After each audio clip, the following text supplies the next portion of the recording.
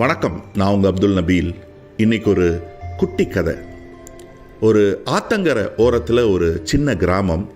அதில் ஒரு இறை நேசர் சதா இறைவனையே வணங்கிக்கிட்டு இறைவன் புகழ் பாடிக்கிட்டு இருப்பார். அந்த கிராமத்தில் திடீர்னு ஒரு பெரிய மழை, புயல், வெள்ளம், ஊரே முழுங்கிடு போன்ற ஒரு அச்சம்.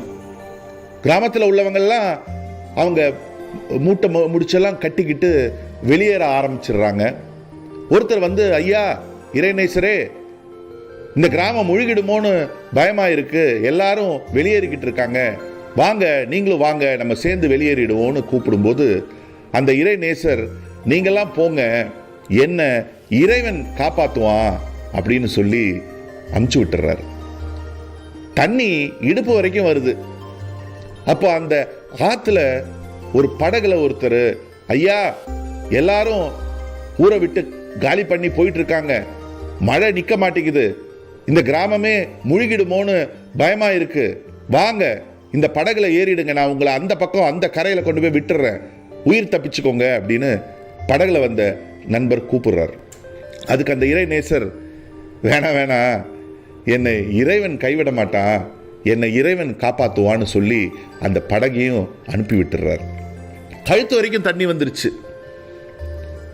ஹெலிகாப்டரில் ஒருத்தர் வந்து, ஐயா இந்த ஊரில் உள்ள எல்லாரும் வெளியேறிட்டாங்க, இந்த ஊர் முழுகிட போது, நீங்கள் ஒருத்தர் தான் உட்காந்துருக்கீங்க, வாங்க நான் கயர் போடுறேன், அதை பிடிச்சி நீங்கள் ஹெலிகாப்டரில் ஏறிடுங்க, நான் உங்களை சேஃபான இடத்துல கொண்டு போய் விட்டுறேன்னு சொல்கிறார்.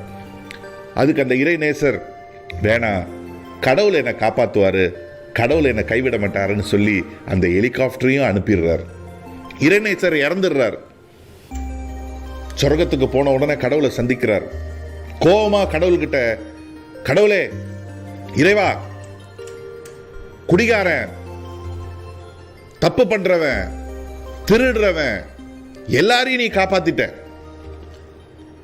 சதா உன்னையே புகழ்ந்து பாடிட்டு இருந்த, உன்னையே வேண்டிக்கிட்டு இருந்த, உன்னையே நினைச்சுக்கிட்டு இருந்த என்ன கைவிட்டுட்டியே, என்ன கொன்னுட்டியே, இது என்ன நியாயம் அப்படின்னு கடவுள்கிட்ட சண்டை போடுறார்.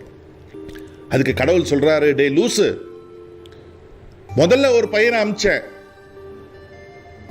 வா போலான்னு கூப்பிடுறதுக்கு, நீ போல, அதுக்கப்புறம் உன்னை காப்பாத்துறதுக்கு படகு அமிச்சேன், அதுலயும் நீ ஏறல, அதுக்கப்புறம் உன்னை காப்பாத்துறதுக்கு ஹெலிகாப்டர் அமிச்சேன், அதுலயும் நீ ஏறல, எனக்கு உன்னை பர்சனலா வந்து காப்பாத்துறதுக்கு எனக்கு வேற வேலையே இல்லையா, வேற ஒர்க்கே இல்லையான்னு கடவுள் கேட்கிறார். எதுக்காக இந்த இந்த இந்த கதையை நான் உங்ககிட்ட சொன்னேன்னா, நண்பர்களே, நம்ம கடவுள்கிட்ட நம்ம பிரச்சனைகள் எல்லாம் சொல்லுறோம், ஏன் என்னை மட்டும் காப்பாற்ற மாட்டேங்கிறேன்னு நம்ம கடவுள்கிட்ட கேட்கிறோம், அழுகுறோம். கடவுள் நம்ம வாழ்க்கையில நம்ம பிரச்சனைகள் எல்லாம் தீர்த்துக்கிறதுக்கு, நம்ம கனவுகள் எல்லாம் நிறைவேற்றிக்கிறதுக்கு, நம்ம வாழ்க்கையில முன்னுக்கு வர்றதுக்கு பலர் மூலியமா நம்மளுக்கு பல வாய்ப்புகளை கொடுத்துக்கிட்டு இருக்கான். ஆனா அந்த இறை நேசர் தட்டி கழிச்ச மாதிரி நம்மளும் ஏதாவது ஒரு காரணங்களை சொல்லி கடவுள் கொடுக்கிற வாய்ப்புகளை தட்டி கழிச்சுக்கிட்டே இருக்கோம். கடவுள் நேரா வந்து எதையும் கொடுக்க மாட்டார் நண்பர்களே, யார் மூலியமாக தான் கொடுப்பாரு.